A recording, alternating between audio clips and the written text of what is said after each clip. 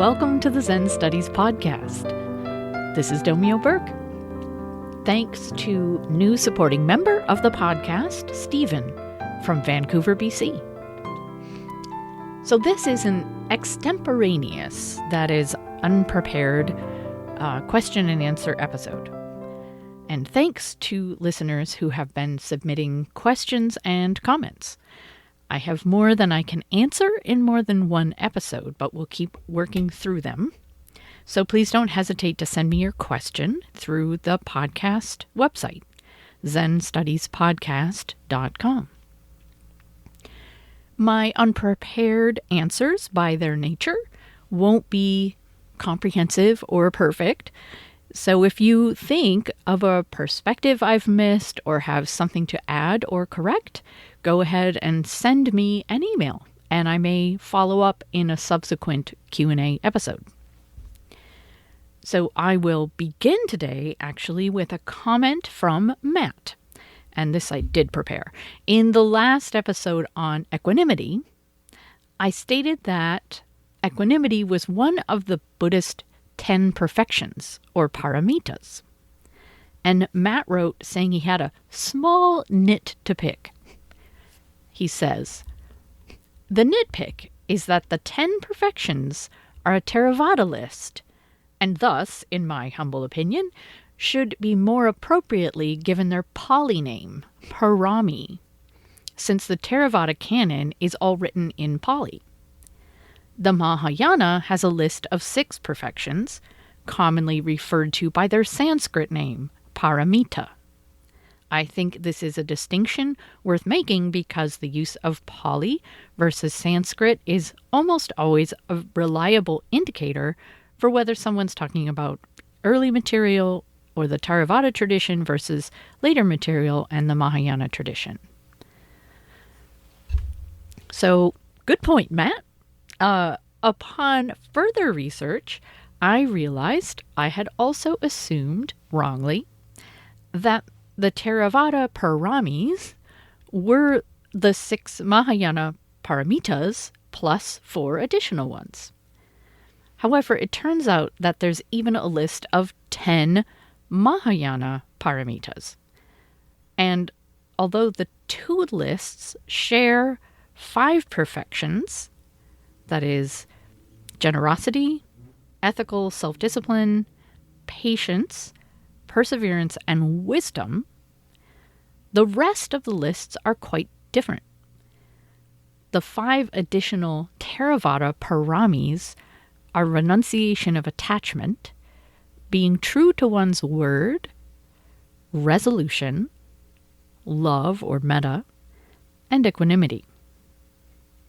Interestingly, many of these are related or relevant to human relations, while 3 of the 5 additional Mahayana paramitas are more oriented toward the development of meditative power, concentration or mental stability, skill in means, aspirational prayer, strengthening of special discriminating awareness, and deep awareness. So that's Sanskrit jnana, J-N-A-N-A, apparently not synonymous with jhana or dhyana, meditative concentration, which is one of the other paramitas. So you usually think of Mahayana as being all about other beings and human relationships, but the Mahayana paramitas actually focus on meditative power, concentration, strengthening of that special discriminating awareness and this deep awareness. And the Theravadins, additional ones include being true to one's word, love, and equanimity. So there you are. So, okay, it's time to go off script and answer some listeners' questions. So Hannah asked, she said, in 2017, you were referring to the radical practice of undivided or unified presence.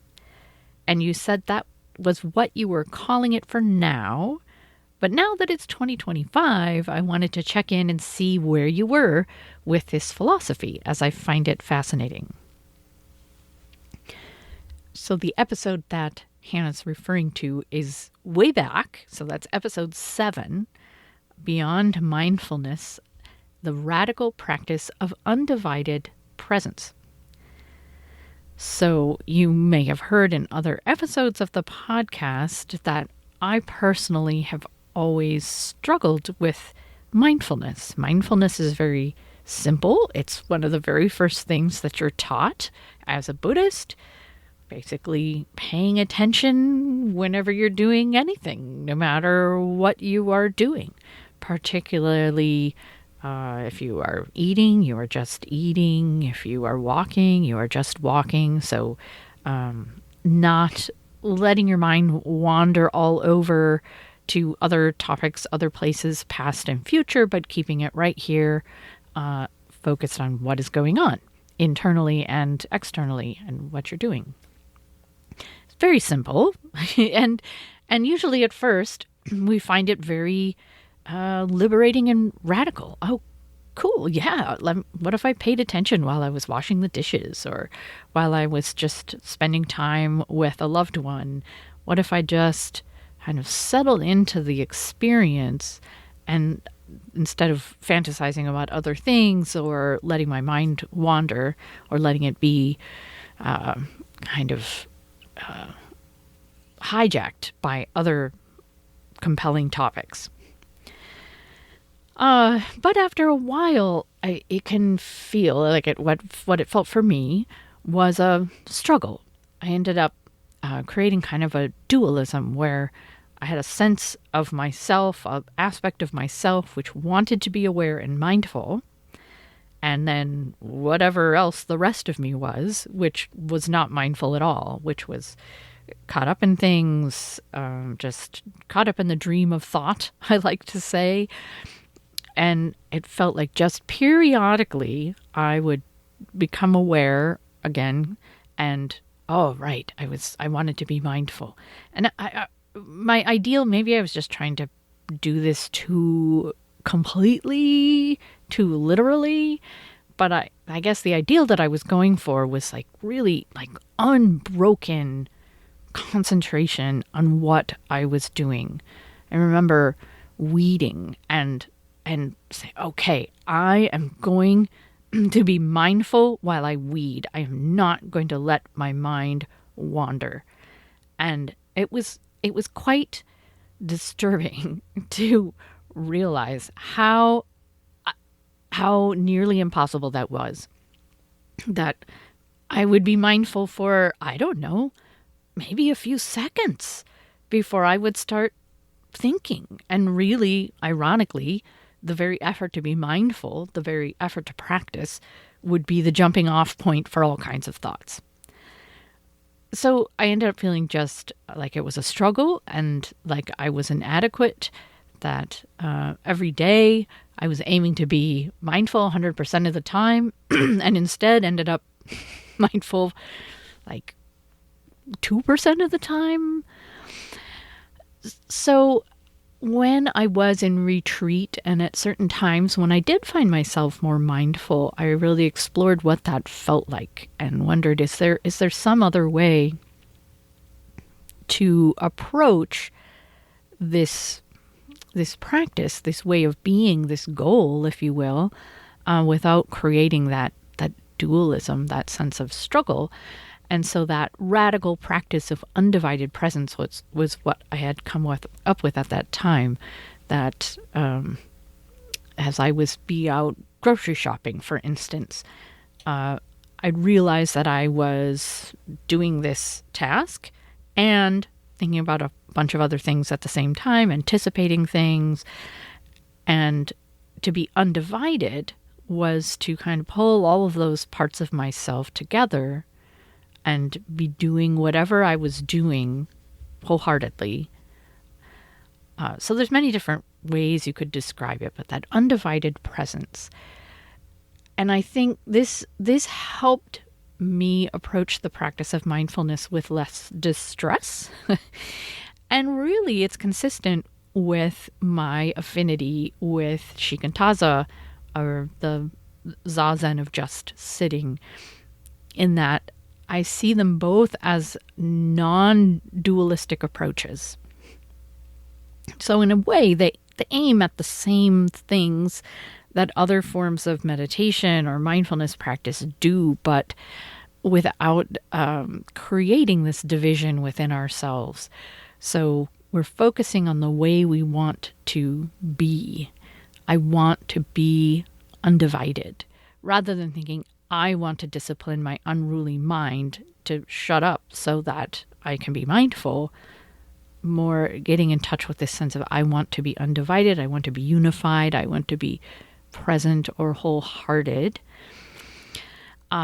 Currently, what's really working for me in terms of zazen itself, as well as off the cushion, is the thought of be quiet, or even quietly being quietly.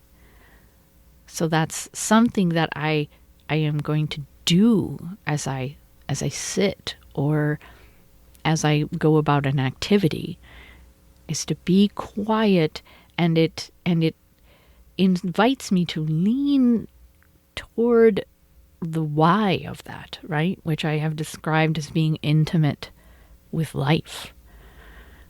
That you can't be intimate with life or with your unfolding experience unless you're paying attention to it, unless you kind of shut up and make space for what is happening. So be quiet, be as quiet as I can. And that's not judging or rejecting the content of my mind or my thoughts or activities or anything like that. It's just inviting myself to be quiet. So I've found that the gateway, the language, the practice that allows me to move forward tends to change over time. I still like the undivided or unified presence. I'm really liking be quiet, but generally, which I think most people probably do this, but I encourage you to experiment.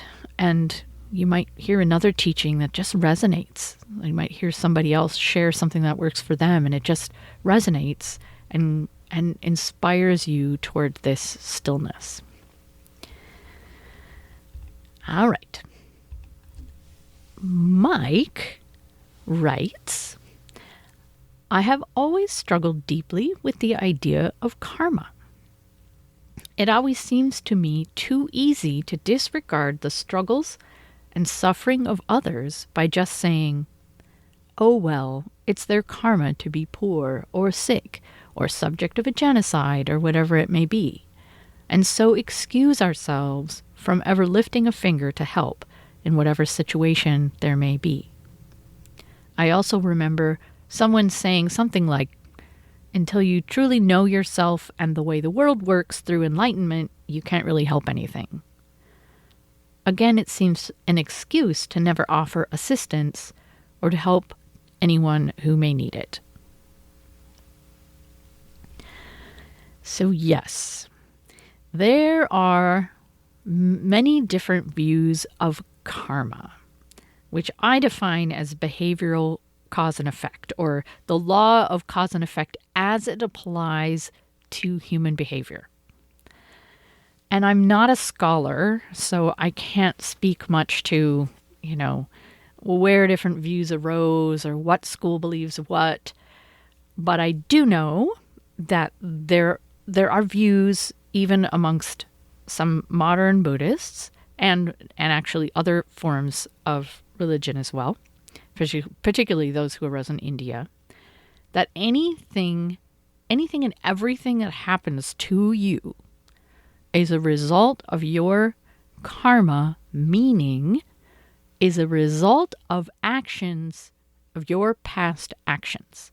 Now, that could be your actions in this lifetime, but it also could be your actions in previous lifetimes, which this view of karma is intimately tied to a belief in rebirth, that we we live for multiple lifetimes and we are reborn, and the actions of our past lifetime condition where we are born. It conditions, our circumstances, the level of fortune we're born into, our physical form. So I've met people who believe that if we met, it was due to our past actions. Like every single thing. If you get cancer, it's due to your past actions. Now, they're usually not all that caught up in blame because of this multiple lifetimes issue, right? Like you can't necessarily track back and figure out what exactly it was you did that caused that. The idea is that you just accept it and learn from it. So that's everything you do is due to your past actions. Now, I don't believe that at all. I personally don't think there's any more evidence for that than there is for a lot of other supernatural theories. But then there are other views that are a little more mixed or nuanced. So believing that, okay, maybe not everything that happens to you is a result of karma. But when we speak of karma, it really just means your results of your past actions. So, I mean, it depends on if you believe in multiple lifetimes, those actions might have been from multiple lifetimes. If you don't, then it's in this lifetime. So your state of mind, your ability to deal with stress, whatever, is due to your past actions. But then there might be other causes. I mean, there's biology and culture and all of these other things genetics that go into making you who you are, all the stuff that conditions your experience and behavior. And then even more kind of nuanced, and I think a modern addition to the idea of karma, is the idea that not only is not everything that happens to you due to human behavior, but also that karma, meaning the law of cause and effect as it applies to human behavior, can be looked at beyond the level of the individual. That we can have communal karma, we can have family karma, we can have institutional group karma, we can have cultural karma, national karma. So essentially, it's like, we're interdependent with all of these different human systems and groups and relations. And so those groups have done things. They have made choices. Society has evolved in certain ways that condition your own experience and behavior. Now, no matter what the view of karma, it is the idea that from here on out, you have choice because of your practice, because of free will, that you have influence over your experience and behavior from here on out. I mean, that does not mean, at least from my point of view, that it doesn't matter what your conditions are, right? It doesn't say that if you're being completely oppressed, that, you can just practice and everything will be lovely. It does mean that you can practice in any condition and improve and have some influence over your experience. But it doesn't excuse anything. So that's definitely, that latter part is my view, where what has conditioned and limits and shapes my experience is an intricate hodgepodge that cannot be, none of the threads can be teased out anymore, right? Some of it's due to my own past actions. Some of it's due to my parents and my upbringing and my culture and genetics and evolution and my physical environment. So if you take it away from myself, in terms of what you were talking about and the people using karma as an excuse not to help people in misfortune, basically blaming people if they're experiencing misfortune, saying it's due to their past actions, indeed seems like a very sad excuse. For one thing, I don't think Buddhist teachings are meant to be turned externally and used to judge others. I believe they are about our own choices and practice. And if you do subscribe, which I hope you do, to a sense that we can have cultural and societal karma, then definitely we have responsibility for helping others. From the Mahayana point of view, of course, we can't actually progress in our spiritual path if we are turning away from people with a lack of compassion and patience. And in terms of all these different views of karma, if you are a practitioner of Buddhism, how should you deal with them? How should you hold them? Just, I guess, maybe just be aware that there are all these different views and that you can practice Buddhism without subscribing to a view that you don't agree with. That, I mean, it might be awkward if you end up in a form of Buddhism or in a Sangha where the idea of karma, the teachings about karma, are not something that fit with your sense of truth. But I guess you could shop around for other forms of Buddhism. I know that, I mean, it's a big generalization, but I would say maybe that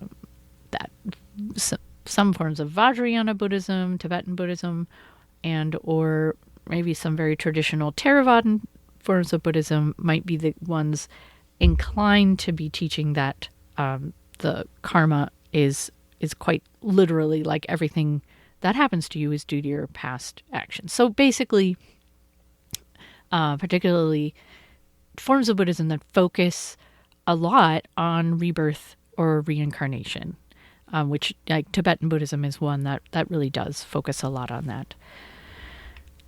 All right. On to a question by Trevor, who says, so much of the practice seems to be centered around dealing with the experience of suffering and stress. But what about the cultivation of joy? What about promotion of other experiences like curiosity, wonder, excitement, adventure, and creation? Even the most enlightened of teachers built temples, made art, braved pilgrimages, etc. Couldn't we explore more fully this side of practice? Well, indeed. I think many practice places, Zen centers and Buddhist centers, are including more artistic endeavors, more creative endeavors in their practice place, kind of their menu of offerings. What is often focused on is, in Buddhism and Zen, are monastic practices and teachings aimed at renunciates. So, this is a particular type of person, if you will, or it's a particular form of practice. And I can speak from my own experience of being in my 20s and feeling a lot of despair and existential angst, and life seemed meaningless and like I was going, basically I felt like was on a conveyor belt to death. And I had only momentary appetite for things like adventure, excitement, creativity, whatever. I could, get momentarily excited about them, but they didn't give my life meaning. So I was eager to renounce everything and focus entirely on Dharma practice. So there are folks who, when it's not a matter of, they're turning themselves away from curiosity, wonder, excitement, adventure, but more like none of that stuff appeals. We just want to do Dharma practice and solve this question deep within. But all the way along in Buddhism, there have been lay practitioners with their families and supporters. There's always been a Buddhist community around the monastic practices. So those have had a very different flavor. There's been a religious culture all the way along and different in every country. And Western converts to Buddhism and Zen have generally left all of that behind. We say, though, that's the cultural stuff. And we're starting to really question that, especially as lay practitioners like Trevor are starting to ask, isn't there a little more to this? But in particular, it's noticeable that families and children don't feel very welcome at the kind of austere and renunciate-based and silent and kind of monastically flavored practices that we often do at Buddhist centers. But all along, these supposed cultural things that we have left, they've included community festivals where, the teenage girls dress up in as beautiful dresses as they can, and the boys do athletic stuff inside big dragon puppets. And in Japan, there's choirs at each temple that sing a traditional Buddhist form of singing called goeka. There's flower arranging, tea ceremony. There's pilgrimages people take all over to different temples, making lots of bows along the way, and collecting plaques from every temple so that they know that they've been on this whole pilgrimage. There's all kinds of stuff that has come along. There's always been present around the practice of Buddhism, which I think meets some of these needs. So I think it's important to be honest with ourselves about what we need. I mean, certainly we can encourage our community to maybe add or improvise some things that are more celebratory, more joyful. Now, the focus on, there's no denying that there is a focus in Buddhist teachings and practices on renunciation or being detached from worldly pleasures, if you will. And it's important to really explore, to question this, but to explore why this is. And for my part, I think it's that the Dharma ancestors in the distant past and not so distant past have basically concluded that people don't really need encouragement to go about and enjoy things and seek excitement and adventure and all that kind of stuff and do beautiful projects. And they don't, people do that anyway. And what needs more emphasis is looking deeper at something that we can easily miss when we are really caught up in all of the enjoyment. And, the classic teaching about this is that of the burning house from the Lotus Sutra. So in that story, it's a parable. They say there's a man who has many children and a big, huge house, and the children are playing in the house. They're having so much fun with their games, and they're all caught up in their toys and games. But the house is on fire, and the father's outside, and he's calling to his children to encourage him, asking them to please evacuate, please get out of the house. And they don't hear him. They don't even notice. They're just too caught up. So he tells them that he has got amazing toys for them outside the house. Just, oh, you got to come out and see this. And so then they're really excited, right? And they come running out of the house looking for these toys that have been promised. And he doesn't have toys, but he does have the great vehicle of Buddhism. So that's, supposedly supposed to be satisfying to them. So of course, the burning house is this life, is the life of samsara, is the life of where even though things can be lovely, it's going so quickly and it's so ephemeral that if we're not aware of that at any given moment, we're actually in a state of oblivion. And I know for myself, I spend much of my time caught up playing with my toys in the burning house. Even though I know from a larger perspective, whatever little project I'm just, totally absorbed in, in the long run doesn't really matter, and that I shouldn't be, or in a larger perspective, I don't want to be so focused on that project that I miss the larger perspective, that I neglect practicing what is most important, that I neglect the Dharma. So I admitting to myself, I spent a lot of time in that burning house.